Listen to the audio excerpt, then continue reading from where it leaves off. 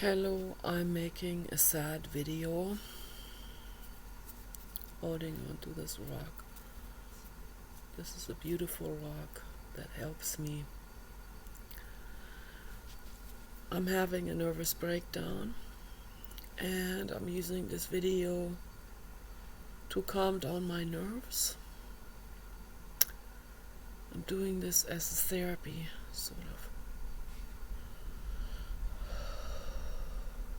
I was upstairs doing my artwork, doing some sewing, and I only had negative thoughts. And I am extremely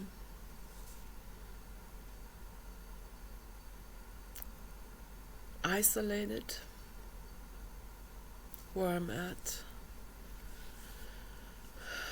Yesterday it felt like I'm just gonna continue like this because I'm just too scared to leave.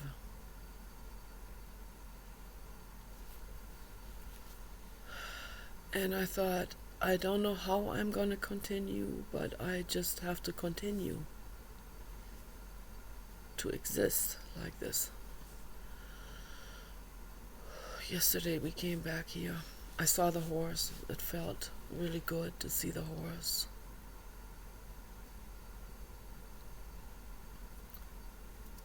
But then I have to leave the horse again after 10 minutes.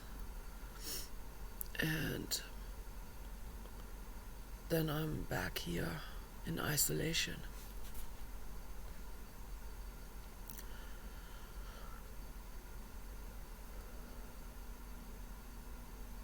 And then Paul will tell me in the news on how many more people have been gone missing and people that have been tortured and battered, and there are human sacrifices that are happening.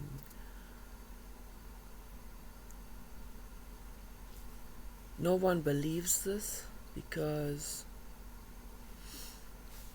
nobody talks about it. Obviously, most people, if they do it, they don't leak that out to the public.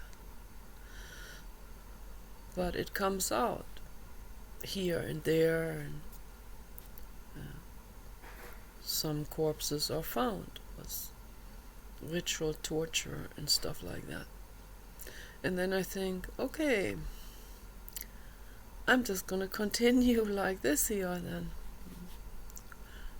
And then the next day comes, and then I sit there drumming on the table.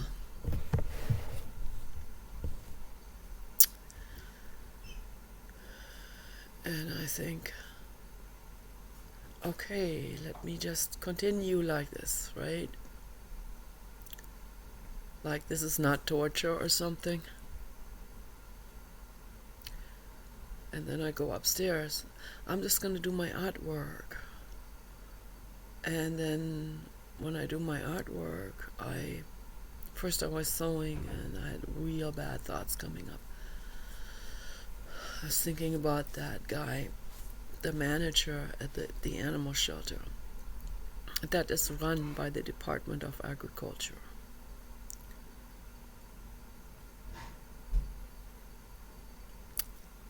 I'm sure that guy knows what they're selling, who they're selling the dogs to.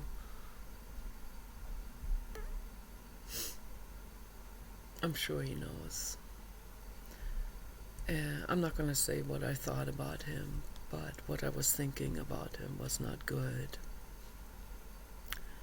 That's all I'm going to say for now. And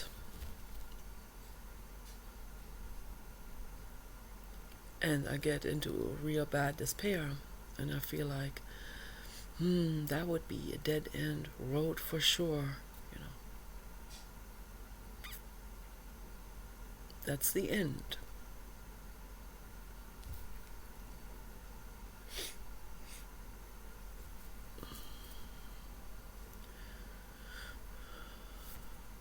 And then what good does that do? What good does that do to the world? That doesn't do any good. That will be exploited. Animal rights activists. I'm not going to say any further. Headline news, whatever, Them animal rights activists. Them. Them.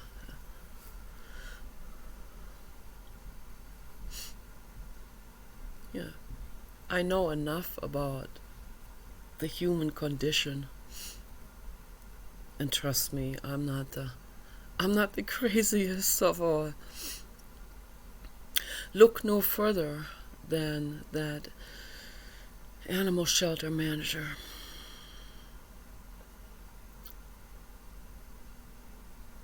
That's a state of extreme unwellness, okay? I can have nervous breakdowns, they come out of despair.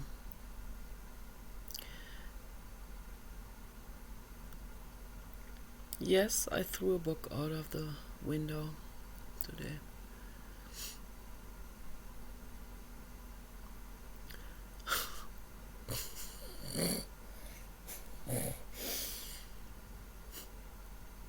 It felt kind of liberating. It's been sitting on that table there in the living room for a while.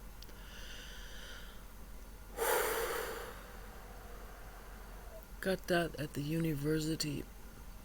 Had to be delivered from the United States because it was printed in the United States, and that was our school literature for physiological psychology. And the book is called Principles of Neuroscience by Kandel Schwartz Giselle from the United States. Famous book for psychology and neurology students, school literature worldwide. Okay.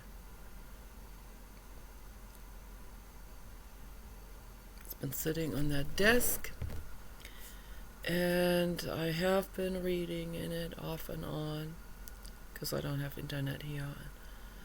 And the stuff that's in there is already, to the most part,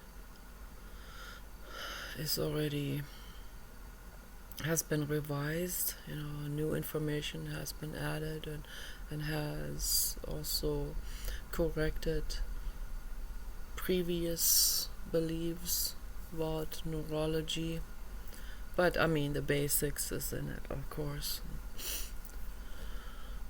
on how cell proliferation happens in the brain and so on. And I've been staring at that book, and every time I look into it, I'm confronted with the horrific animal tests that have been done in order to create that information that's in that book. That was for me, that was the breaking point in school where I said, no, I can't pursue this any further. My professor warned us about this also, made her suffer a whole lot. That all of those practicum tests that they had to do, prerequisite to get into her dissertation work. She had to do this work with rhesus monkeys in laboratories, and she told us about it also in detail. And I'm kind of glad she did, because it saved me some time.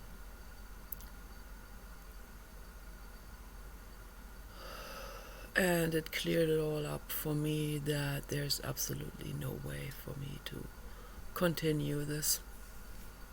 Although I am extremely interested in it, but I can't.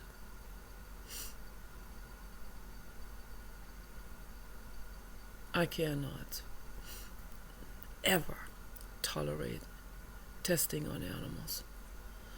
And that's because I am sane. I have sanity in here. That's why. And the people who have no problem with the animal testing, they don't have that sanity. They don't have that compassion. They are not well. Okay? And that animal shelter manager is one of those. He sells those dogs to real cruel animal testing laboratories. I know this because I have come across this information through my activism. And Paul was naive when he talked to him, and that was a while back. We were there and Paul talked to him, and there's no way that manager would ever have anything to do with us, because Paul told him that he is signing petitions to stop cruelty. And that manager had a horrified look on his face. It's exactly reversed. All values are completely inside out and upside down with those people. That's part of that insanity. Okay. I live in this world. Okay. Esther Hicks says, well, whatever you focus on, you're going to be dealing with, right? Yeah. But if I don't focus it on that and do something better, then I pull the wool over my eyes, and the horror still continues in the world. That hasn't made the world better. If I duck away,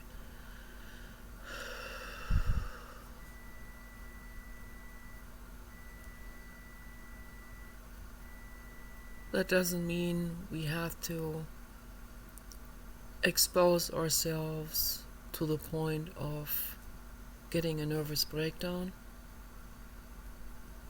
which I do. I do expose myself to many nervous breakdowns, not very severe, not as severe as the one today, but lots of minor nervous breakdowns, many. And I know Sandy does too. And we do this anyway because we care. But we have to protect ourselves too, of course.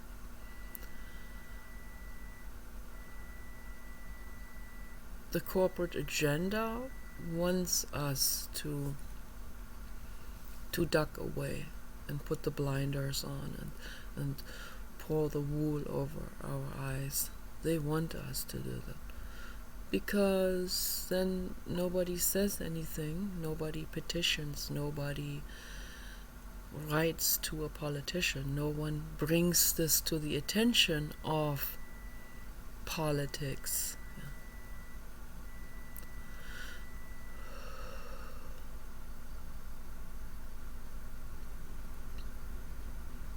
It's us who write the laws.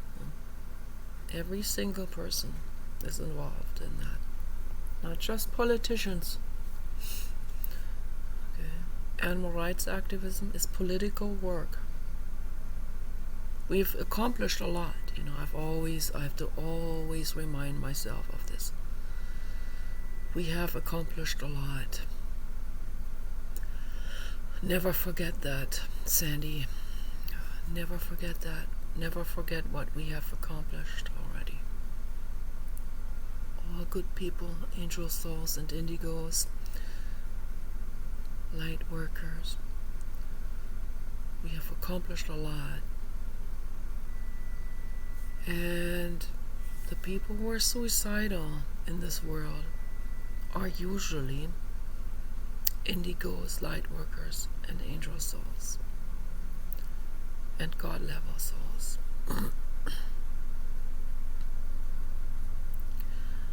Those are the ones that are suicidal. Many of them commit suicide. I care about all. I care about all, of course. And it is particularly horrific. I'm sorry to say it bluntly like this, but it is particularly horrific when a compassionate person commits suicide. Not because their bodies way more in value or in are more precious or whatever, more beautiful or whatever. No. Okay. No. The haters, the psychopaths are just as beautiful and precious in their bodies. I've talked about this many, many times. If they are on full body anesthesia, I can do this here with them and say, you precious being, you know. As soon as they wake up, you better have your Glock ready. The soul in there is a beginner soul. Okay. I don't hate those souls. I just see it for what it is. They're confused. They're soul confused. Because they're beginner souls. So naturally they're very confused in this chaotic world, where violence is put on the highest pedestal as a virtue. A beginner soul wouldn't know the difference, wouldn't be able to discern on their own. You know, they've been told this is what you do. You go to the military, and they believe it. It takes a more advanced soul to say, military? No way. It doesn't matter how, if I was spoon-fed with the military from beginning of my life, I'm still going to say no to the military if I'm more advanced, if I have had some lifetimes behind me.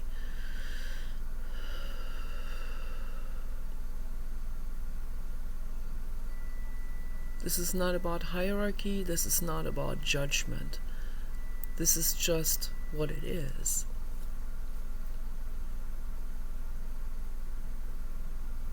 It has to do with energetic knowledge.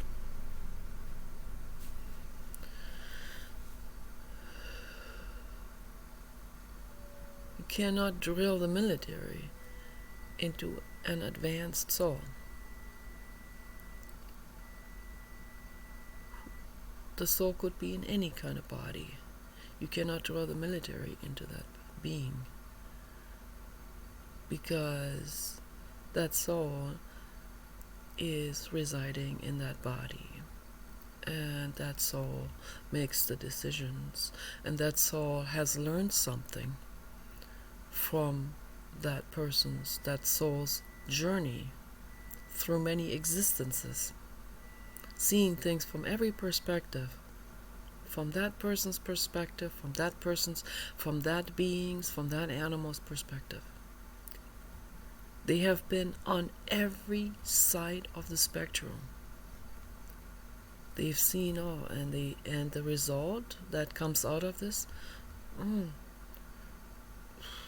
why would one person think that's the enemy when the other person thinks the same way? When they all suffer the same way. We have a lot more in common than we want to believe. We have the suffering in common.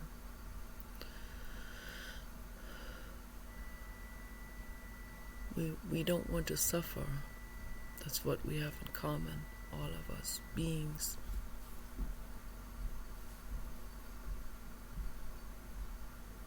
Hard for me to see someone who sells animals into cruel testing facilities, or women into sex slave operations. It's hard for me to view that person from the sky perspective. But they too, like everyone else, they too suffer, and they want to eliminate suffering, and they are completely disconnected from the well-being or the sentience, from their awareness of this, of the other person's beingness. Okay? They're completely disconnected, and that's why they do these things. They don't know what they're doing. They really don't know what they're doing. They're disconnected.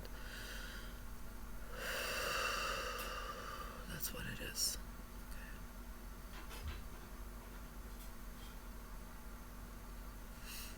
Okay. I threw that book out. That book is huge. That book weighs 30 pounds. Seems like it. It's huge. I mean, that book is as big as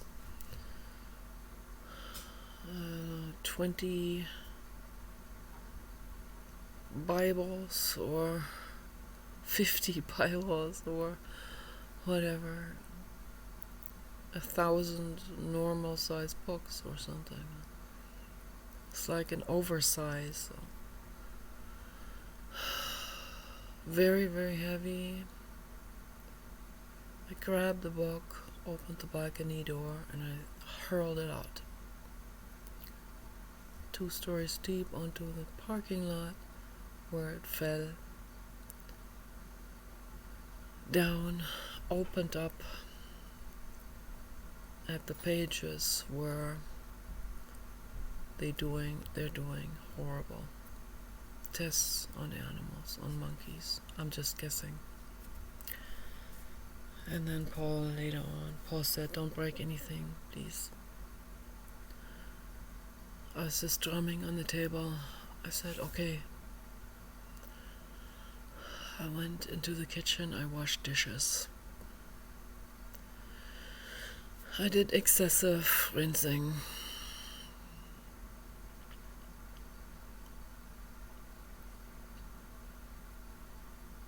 And then he went out there and took that book and put it in the garage.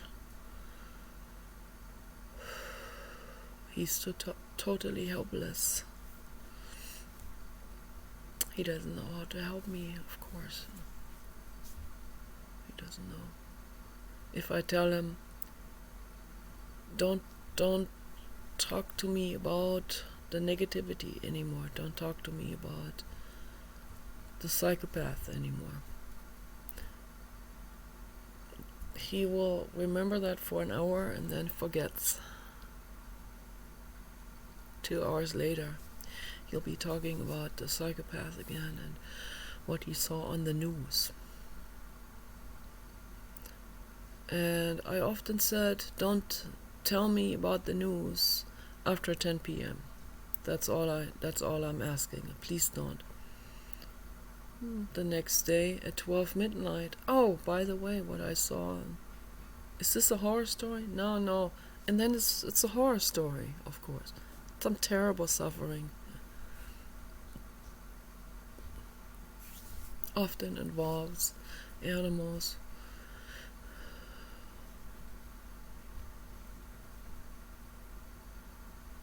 And then I sit there. I listen to that. I can't even sign a petition. There's not even a petition connected to it. So The horror stories are just that, horror stories alone. If we have a petition attached to it, at least I can type. Okay? Click, sign my name. That's just a notch better, right? Just a notch. But no petition, just a horror story, just to make it really, really miserable at 12 midnight, so that I'll be lying awake for the next 4 hours.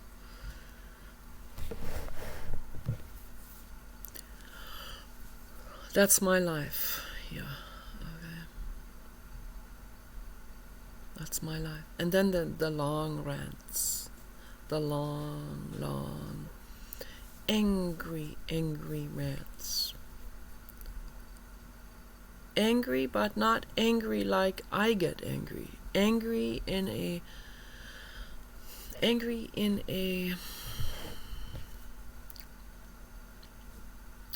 kind of like a self-righteous way. Yeah? There's a lot of ego in it. It is in it. Whining and complaining. There's a lot of ego in it, in whining and complaining. If I whine and complain, then I can kid myself and think I'm so much better than they are. He denies that. No, it's not because he thinks he's better, blah, blah, blah, blah, blah. I've said that too. No, I don't think that. But it is. In the moment I'm whining and complaining, I've observed myself with this. The moment I'm whining and complaining, I'm passing a judgment. I'm elevating myself into a judge type of position. And I'm not saying this, I'm not saying we can't judge. Or, no, they're two different, this has to be differentiated. This has to be discerned from one another. Okay, so I can make judgment. I can say, okay, this is what happened. I signed the petition, sign it too. We gotta do something about it. Let's be proactive. Let's make the world better. Let's create therapy help centers to make the world better. This has a ripple effect. Okay. But if I just sit there in my recliner and I say, no, these people are just no damn good, and it's just they're just no damn good, and it's just always this indignation over how other people are, and it always has this connotation of, don't they know better? Don't they know better? These terrible people, don't they know better? They should know better.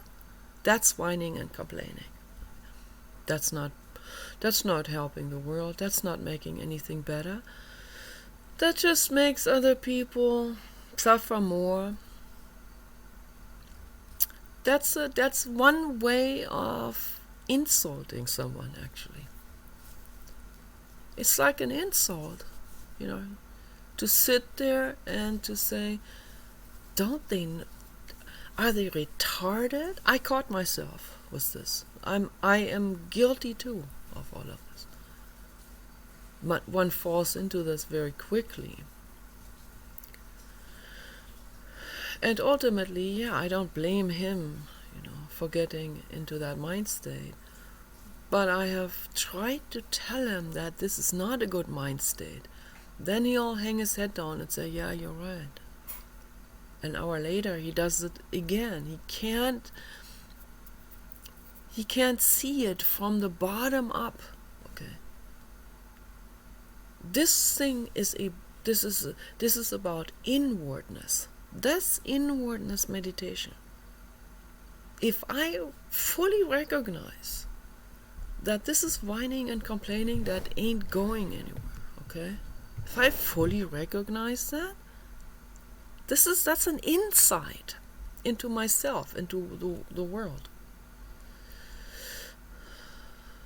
If I recognize that, I don't do it anymore. if I even get into that mind state, and right in the beginning I recognize this, don't do it. It's not going anywhere. Sitting there and with the categorical forefinger, those are no damn good, retarded, they should know better. They do not know better. They do not know better.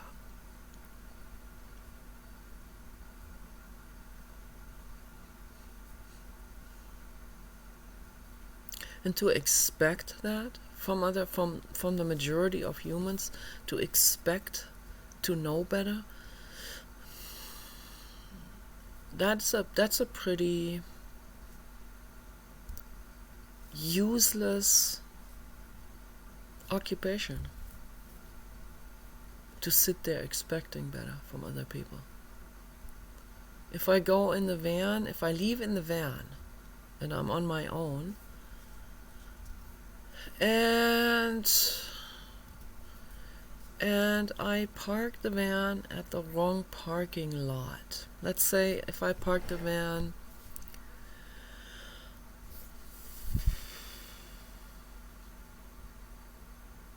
not far from a pimp who sends his hooker out, right? In the happy-go-lucky community over there that has a similar name to that. He made that happy-go-lucky community not so happy anymore by just being there, sending the hooker out there in the bra, walking around. And the hooker is completely schizoid. Completely. She needs to get help.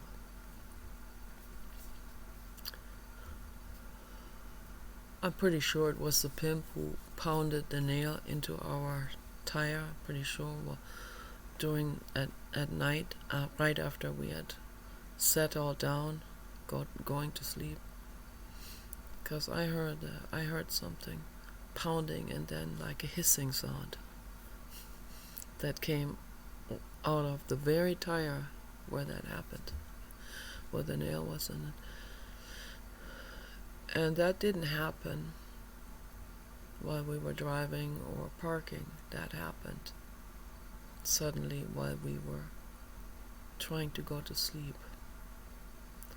That guy must have been extremely quiet the way he was sneaking up, because I didn't even hear footsteps.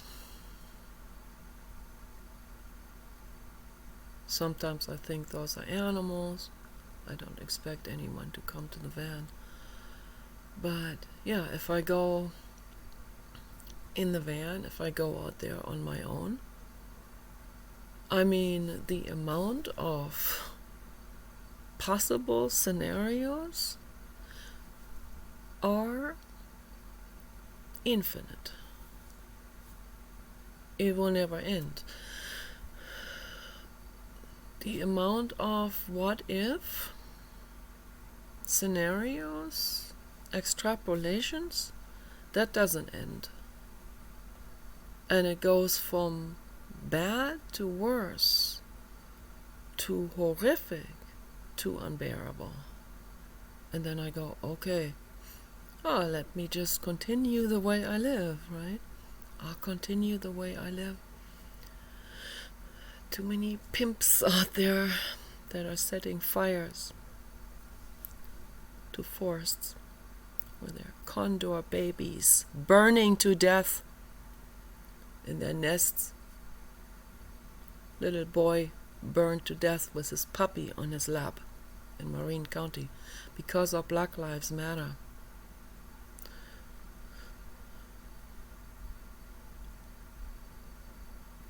Bad thoughts come up in my head. Bad thoughts of what I'm not going to continue the sentence. Dead end streets come up in my head. We're not there yet. We don't have the AGI government yet. Once we have that, they're going to be on board with every thought I have on that. They're going to be like, I'll help you. I'll help you. I'll pave the way for you to do that, what you would like to, what you're thinking about, That's a dead-end street right now. So when we have the AGI government, AGI world government, they will help us create justice in the world. That is the last stand. Okay. They will even say to me, Nicola, don't make yourself miserable. Let me take matters into my robotic hands. Why do you want to live with this for the rest of your life, if you don't have to? Because that will come back, haunting me later on, right? When I get more into the mind state of Jesus Christ, who said they don't know what they're doing. When I feel better and I look back and I go, oh,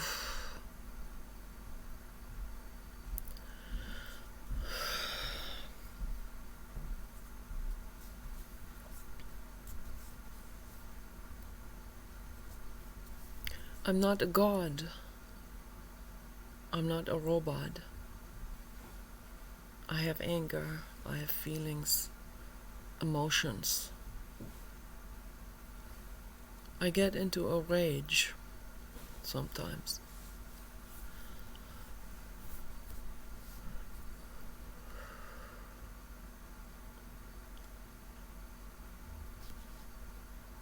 He doesn't know better. Paul doesn't know better, but he doesn't do introspection. Maybe he can't do introspection. Maybe the vast majority of humans cannot do introspection. And for me to expect that from other people is probably too much to ask.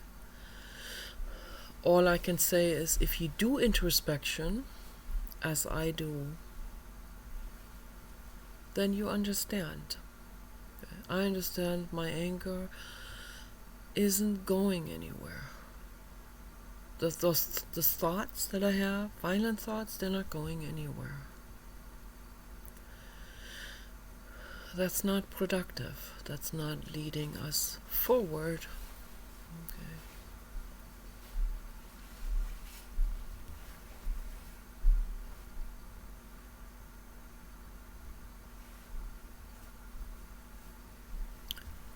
The only thing that leads us forward is if we introspect and if we really understand from the sky perspective that peace begins with me. Not by going over to that animal shelter.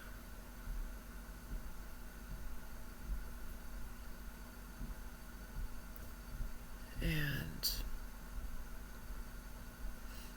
coming after that animal shelter manager.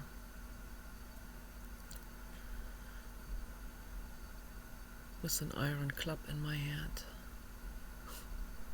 That's not going to go anywhere. That goes straight to prison, that road. And that would be worse than this situation here. There's always something worse than this here, right? I always have to put that into perspective.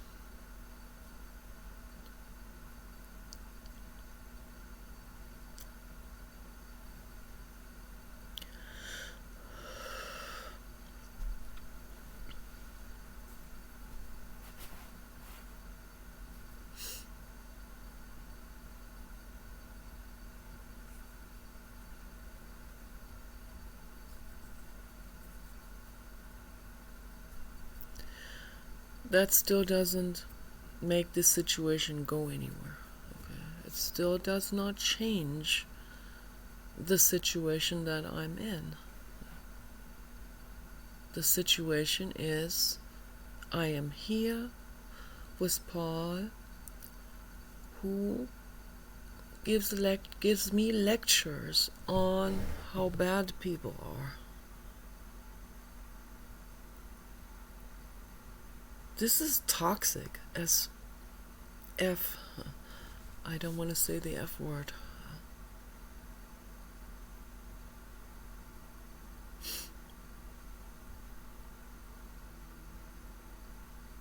Man, that is freaking toxic. This is moldy. This is a black, green, gray mold freaking situation. That's what that is. This is a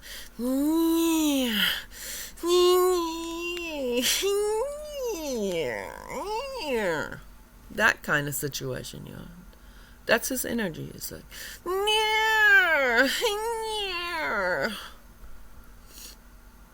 it's like, I'm better than they are. I'm better. They don't know. They are stupid. They're bad. They're just no good. They're just bad people. And then talk about it for 12 hours straight.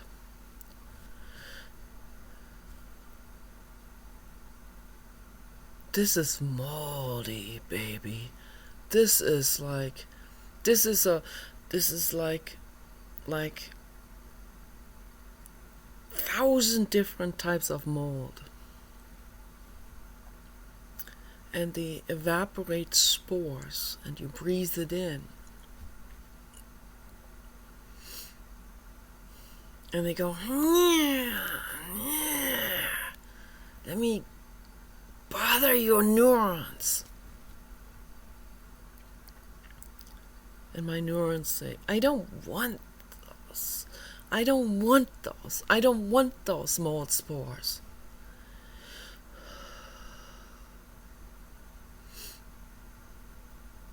And then I get aggravated.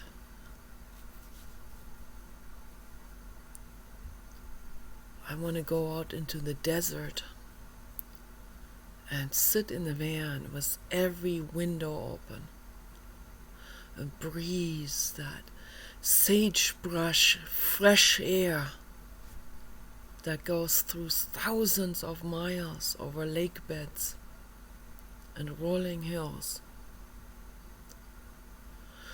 Nobody there. Once in a while, some angry asshole jerk drives by, creating a bunch of dust from the road. Because they're manly. But it is what it is. Should I talk about this for 10 hours straight? No. Yeah, no, it is what it is. It's like a dust devil. You know, there's a lot of dust devils out there. Dust devil, the wind, the heavenly child, you know, like in that fairy tale. Eckhart Tolle. If the wind pushes your car into the ditch, are you going to get mad? Some people probably will get mad. Who do you get mad at? At the wind? I get mad at the dust devils, the wind dust devils, and one tends to get mad at people, like they should know better. No, he doesn't know better. 4444, thank you, Blue God. He doesn't know better. The cattle rancher doesn't know better. He has no gratitude in him at all. He hates environmentalists.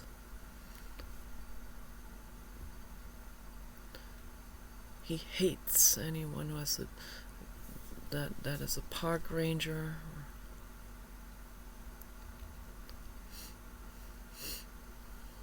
Their values are inside out and upside down. Okay.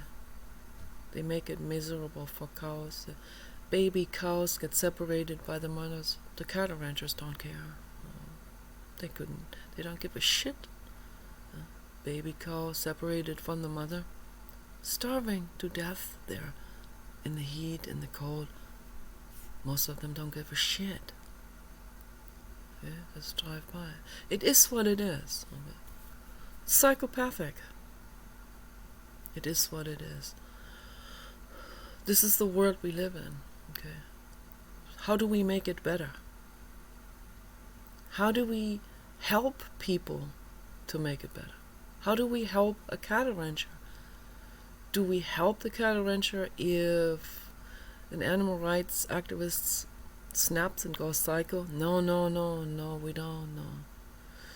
No, that just confirms their conspiracy views even more. Them environmentalists want to reduce our population. No! They don't. Okay? Nobody is trying to reduce this frickin' population. Okay?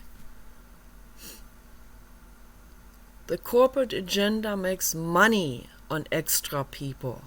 Okay? They're not trying to reduce the population. But a steady increase of the human population will make things hellish. Yeah, for the cattle ranchers too. But they won't recognize it. They can't see right or wrong, or left or right, or up or down. It is what it is. Okay. I get mad at them. It is what it is. Then I think they should know better, right? I get into the mind state of Paul. And he also brings me into it. It's very easy to do. I'm already in, because of the compassion and the activism and all of this. But then I realize, is this going anywhere? You know, is this behavior going anywhere? Is this gonna go anywhere if I go up to the cattle ranchers, I shout in his face? No, he might shoot me. He might beat me up.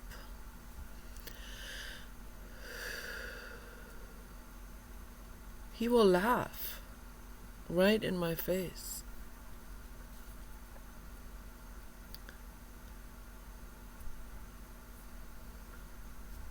The corporate agenda also likes it that way. They like that division. They like to have these different fronts. They like it when the cattle ranchers are like that. The corporate agenda makes money on all of that. They make money on the weapon industry. The more angry the rancher is, the more weapons, guns he has. I don't blame him for having guns, but it is an industry that makes money on people's emotions.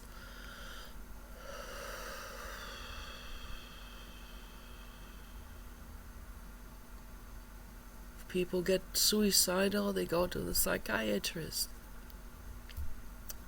They make the industry, medical industry makes money on that. Okay? That's how it works. That's the corporate agenda. All of these different industries that are hand washing each other. They're like a mafia. And they're tight with the mafia. They're working together with the mafia. They work together with everything that makes the world bad, suffer. Okay.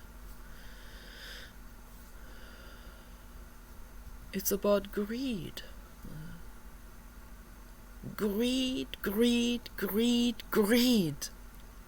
That's all they can see and think and feel. They cannot think into the future.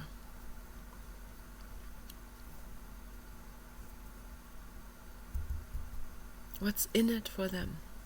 Okay.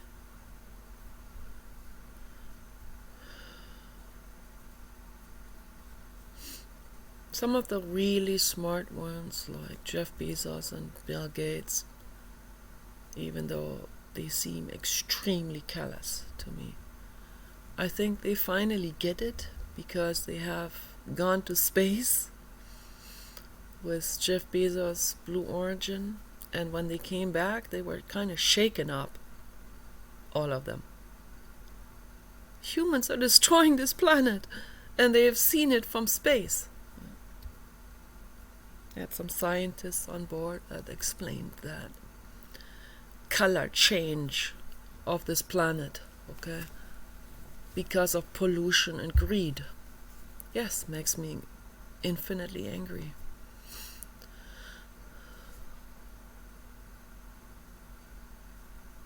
The ones that have been in space have seen this planet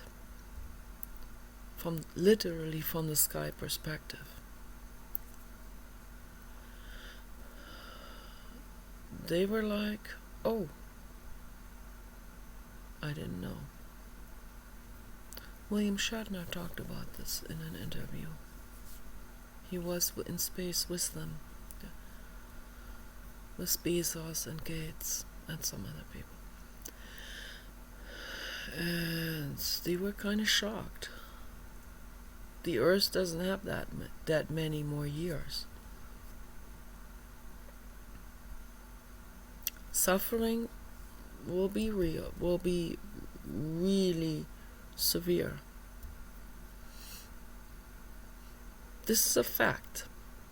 And it's because of greed and pollution. Okay.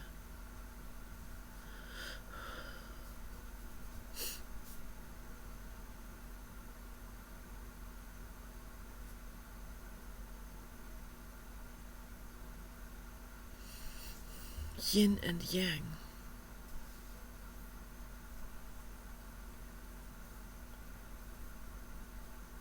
Shadow and light.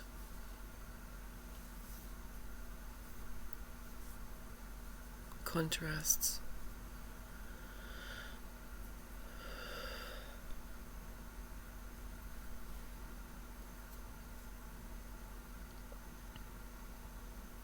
Suffering. Loneliness. Isolation. Being trapped in judgment. Accusations. It's okay, it has its place, but let's not continue to sit in the recliner chair and continue to endlessly rant about this. That doesn't go anywhere. Things need to be said one time. Okay? One time at any given time. So I can say it every day, but not for 10 hours per day. Sitting there not doing anything about it. That's the difference between productive criticism, judgment, accusations that are productive, that are based on facts, that need to be said in one sentence, not repetitively. And then we do something about it. We figure out ways to do something. Tony Robbins says, if something doesn't work, change your approach. Think about it, put your mind into it. Elon Musk is doing this. Okay? He's constantly thinking about how to improve something. Constantly, non-stop. His mind is only on how do we improve this situation. That's why he's so massively successful. On the other hand, if we sit in the recliner chair and just rant for 10 or 12 hours straight while we're sitting in the recliner chair with our categorical forefinger blaming the world, blaming other people for not doing it better, that's whining and complaining.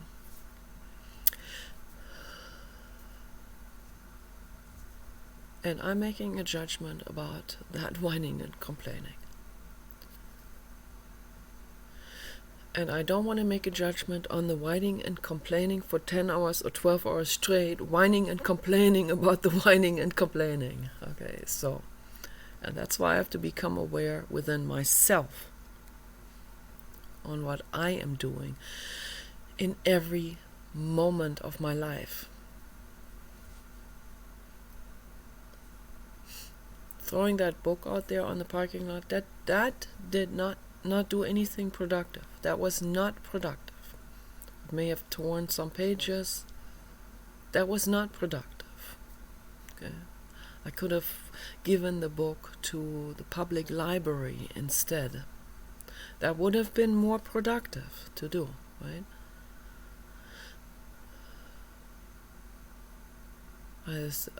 I got mad at the book. No, it's not the book's fault. I got mad at what's in it. Information based on animal testing.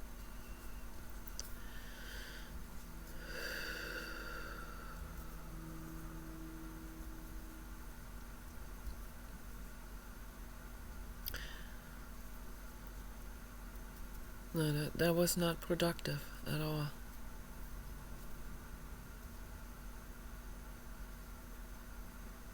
And I don't want to ever again get into a mental state where I am so frustrated and angry and I feel so cornered psychologically that I break out in anger and rage. I don't want to get into a state like this. Tony Robbins always said, stay out of overwhelm. Do whatever you can in your life to stay out of that state. Don't get into that mental state. Okay, I fully agree. It's not productive to get into that mental state of snapping, of going into a rage. What good does it do? It doesn't do any good.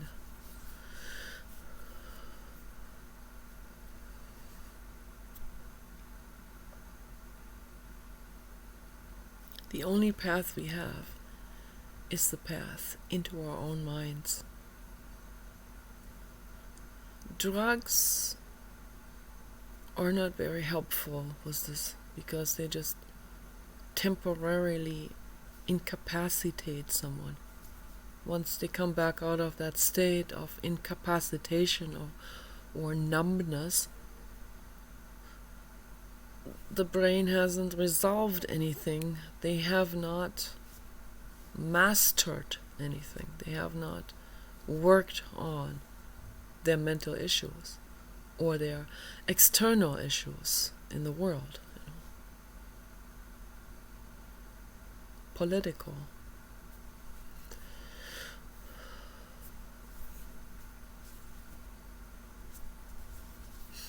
Environmental.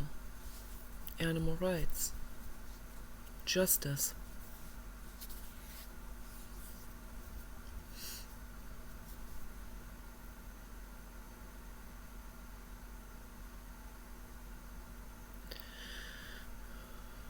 I know one thing for sure is that I exist and I have to do my absolute very level best. I have to do my absolute best. I have to do my absolute peak best that I can to make the best out of my life, out of my situation here, out of existence.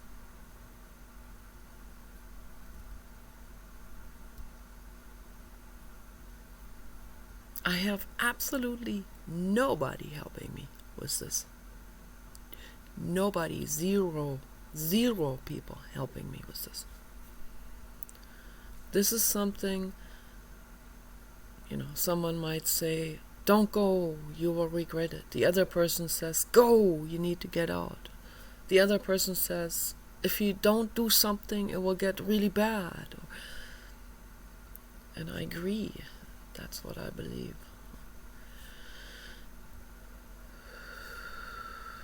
This situation drives me periodically into states of rage.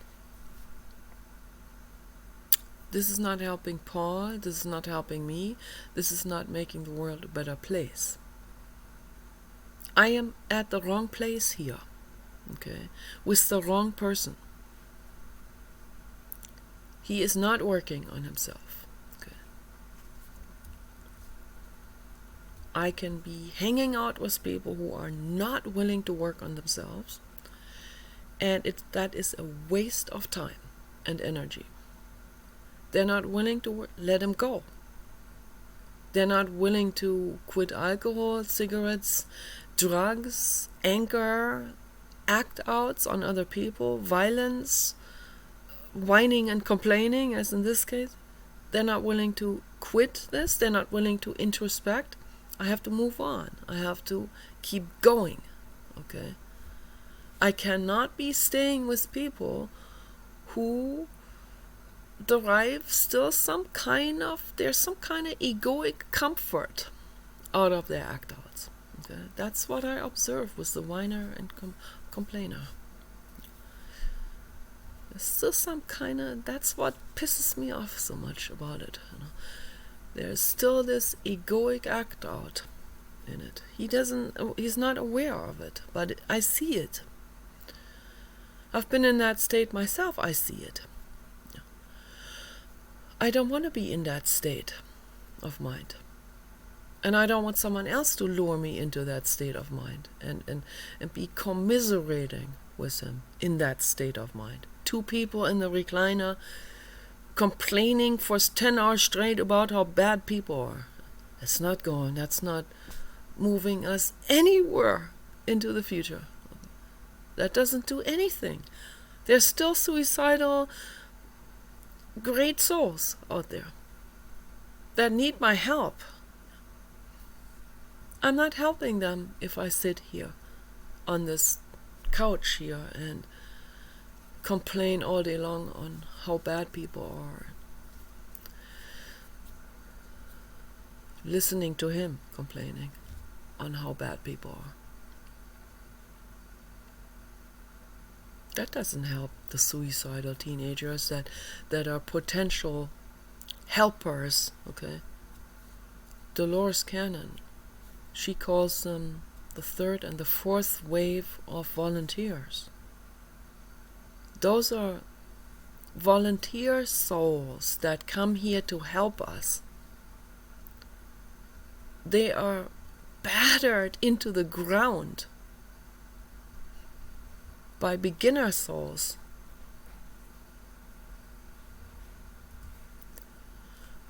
And the beginner souls sees that right away when someone has a more advanced soul. And it pisses them off. That person doesn't even have to do anything. You could just stand there in a public place, right? You just stand there, as in my case, I was doing the whale petitions in LA. And just standing there, doing my whale petitions, there were people passing by me, and they would talk to each other like, ooh, look at that person. Look at that facial expression. Look at spooky scarecrow. And I didn't even have any negative expression on my face. I was just standing there with my petition board. They see when someone is a more advanced soul, and they get pissed.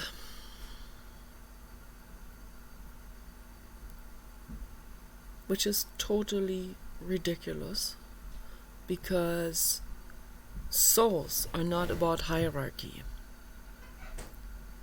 There could be a soul that is more advanced. It is what it is, right? That doesn't put that person on a pedestal. It just means that soul is more advanced. Mother Teresa was not. Okay? Sorry to inform you on this. Mother Teresa she got to student of life. Okay, that's second level. She got to student of life. Not even in her lifetime. That was in her next lifetime. But I'm not going to get into this now. It's too depressing. It's just infinitely depressing. That caused me a nervous breakdown of epic proportions. That next lifetime of hers. I'm not going to get into it now, but I see all of these things through my activism. I come across those things and it's horrific.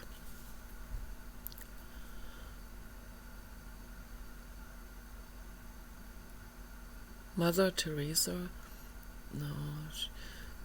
during her Mother Teresa lifetime, she was still a stagnator soul. But, starting to get some glimpses on the truth that was shining its bright light into her face many times. But a beginner soul, a stagnator soul,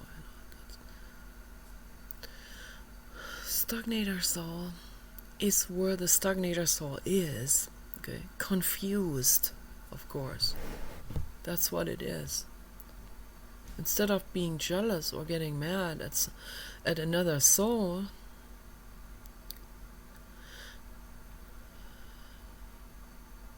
you can see it in people's facial expressions, what kind of soul resides in that face.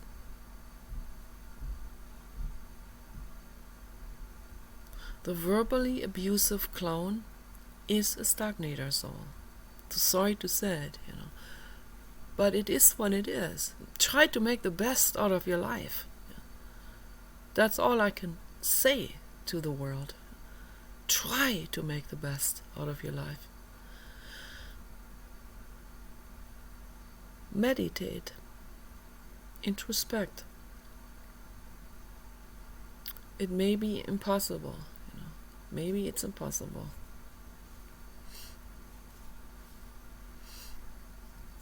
But we have to at least try. If I stay here on this couch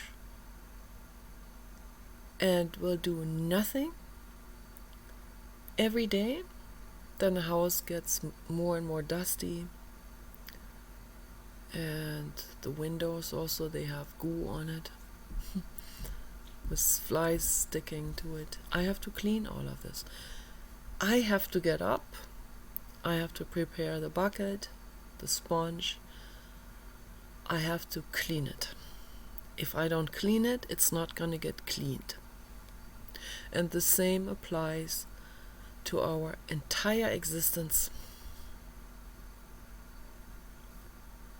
If you want something done, do it yourself. Okay. That's very good advice. Okay. I hear that from a lot of people. It's good advice. Don't rely on others, don't blame others for your life being miserable. Do it. Get up from that couch. Do something about it. Quit the alcohol, Quit the drugs, quit the tobacco products. Quit the act outs on other people. Become honest and say, oh, that hurt me. Why don't you go to that person? Go directly to that person and say, that hurt my feelings. Then we're getting into a real conversation, communication. Okay. I've done that a few times, even though I was embarrassed. Some lady would treat me real bad. One time a gallerist lady treated me real bad. And so I finally said to her, and that's a stranger, I finally said to her, do you have something against me? And I looked her straight in the face. And she was shocked about that. She didn't see that coming. That was an honest interaction. Do you have something against me? I see you're treating me really bad, I said to her. Why are you treating me so bad? What did I do to you to deserve that bad treatment? She was in such an act out. She was totally unconscious about this. So that totally sobered her up, that question. She had to think about that for a moment. Then she realized, yeah, she wasn't very nice to me. A minute later, she brought up a bunch of excuses. The plumbing broke, the plumber... That doesn't mean she has to let it out on some stranger coming into her gallery, right? So then we started talking for a while, and I said, I'm an artist. I was hoping you would take my paintings into commission. Then she saw I'm actually a really cool, friendly, compassionate person. Right? But I wished her well, and I left. And that was it. I never went back there. I didn't give her a second chance because I figured that would just result in an endless struggle. Struggle. So I don't want to be in a struggle with other people. I don't want to live my life in a struggle. But I thought it was still good for me to say what I felt, to be honest about it. And if every single person would be honest about how they feel, man, that could move us forward. Really, really, really forward. That's way more effective than the pharma industry is. Okay? That can make you well, psychologically and physically too. Because when people are sick, that's because they suffer psychologically. So that's all I wanted to say for now. I'm trying to make the best as I possibly can, and I have to figure it out all by myself. What step to take next? Okay, you guys take care. Bye-bye.